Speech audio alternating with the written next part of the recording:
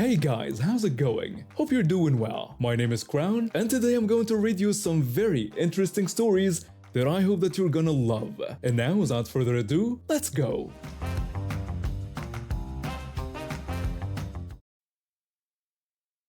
I've been teaching third grade for almost 7 years now, and I love every minute of it. Well, almost every minute. The pay isn't great, but seeing those little faces light up when they finally grasp a concept makes it all worth it. I worked hard to get where I am. 4 years of college, 2 years of specialized education courses, and countless hours of practical training. By 1983, I had established myself as one of the more experienced teachers at Pine Grove Elementary. That day started like any other. We were in the middle of our mathematics lesson, and I was explaining multiplication tables to my students. The kids were actually engaged, which any teacher will tell you is pure gold when it comes to math. Then it happened. The door swung open, and in walked this man in an expensive suit, followed by 2 other men in equally expensive attire and our assistant superintendent. I recognized the first man immediately. He was the governor of our neighboring state, running for some higher office. I seen his face plastered all over the local newspapers. The governor immediately announced that he needed to use my phone. I looked at my class, then back at him, slightly bewildered by the interruption. I told him that I was in the middle of class and that he couldn't use the phone. The governor stood there staring at me as if I'd eventually back down. The assistant superintendent tried to smooth things over by saying it would only take a minute. I could feel the tension in the room. My students had stopped their work and were watching the scene unfold with wide eyes. I decided to make a point. I asked the governor if he needed privacy for his call. When he nodded, probably thinking I was finally giving in, I made my move. I announced to the class that we were done for now. I told them to head down to the cafeteria, adding that we'd have a study hall since apparently this phone call was more important than their education. My students began packing up their things, some looking confused, others trying to hide their grins. They understood exactly what was happening. As soon as the last student left, the governor picked up the phone. He stood there for a moment, then asked how to get an outside line. I told him that he couldn't. It was an internal phone, just as I had told him before. The governor's aides looked uncomfortable, and the assistant superintendent was practically squirming.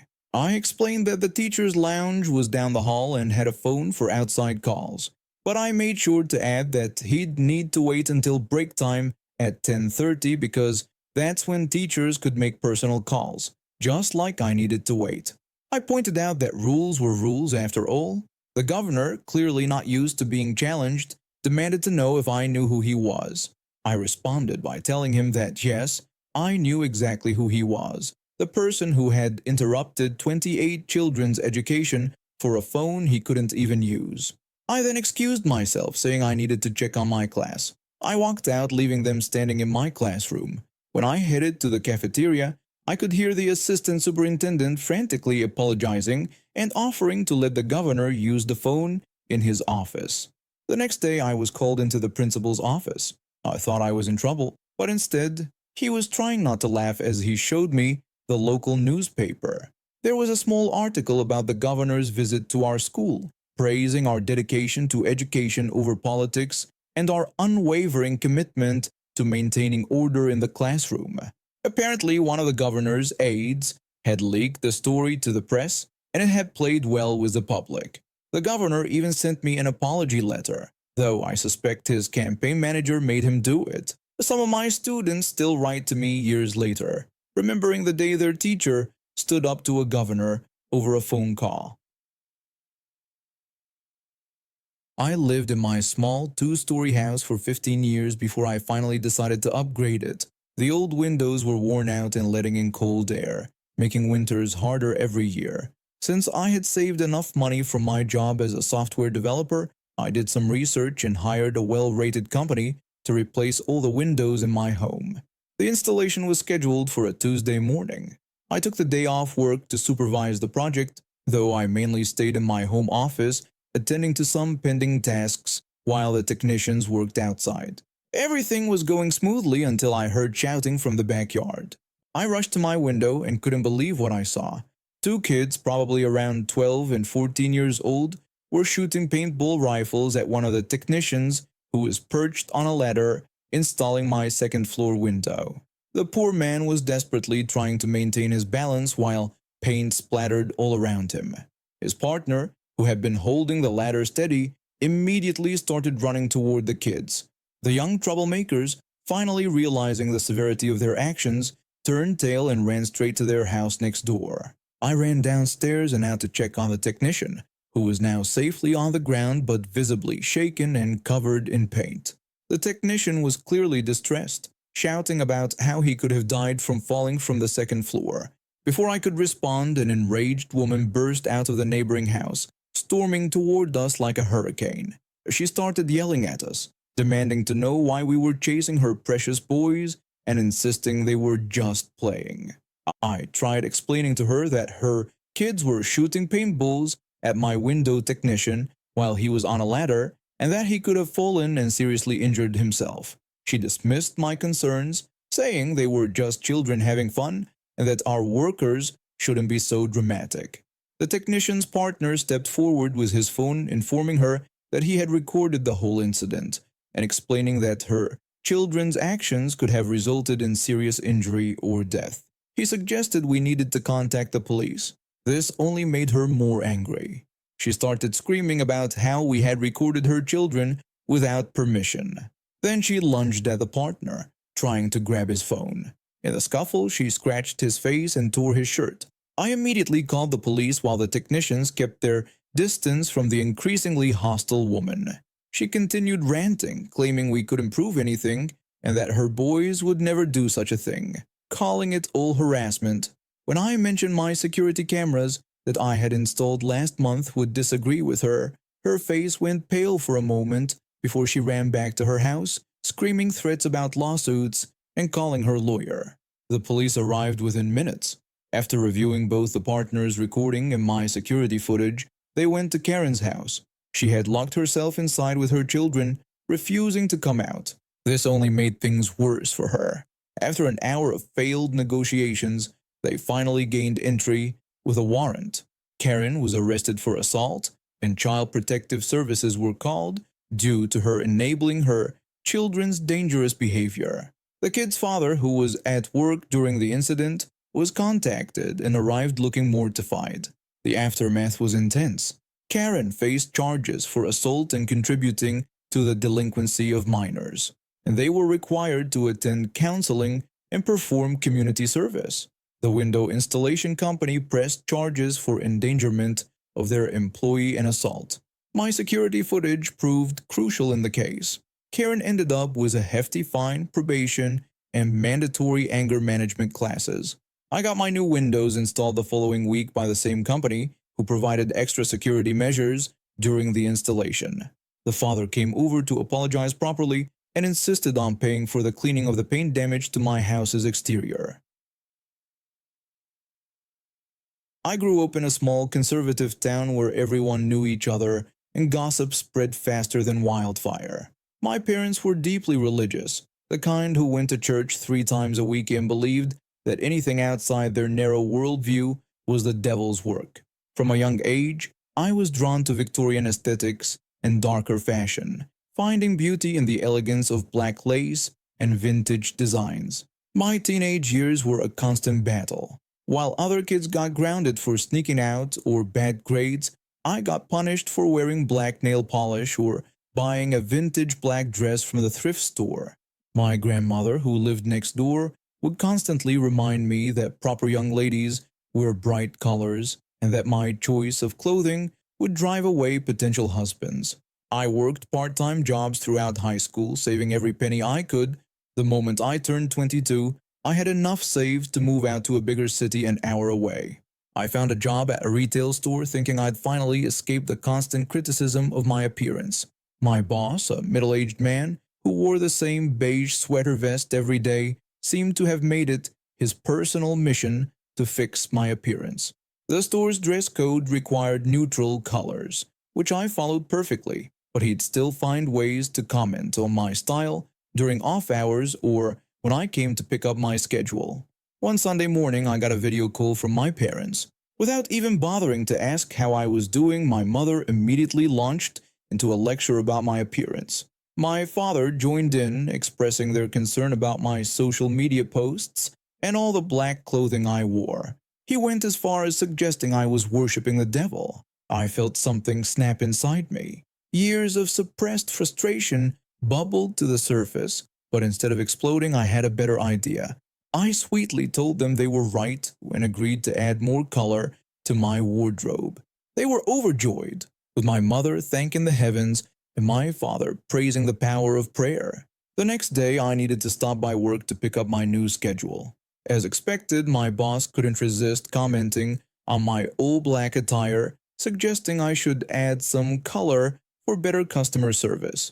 I told him that I was planning to make a change the next day. He expressed his relief that I was finally seeing sense. That night, I visited my favorite hair salon.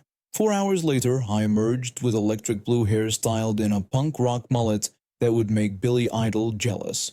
The next morning, I walked into work with the biggest smile. My boss was speechless, barely managing to sputter out words, asking what I had done.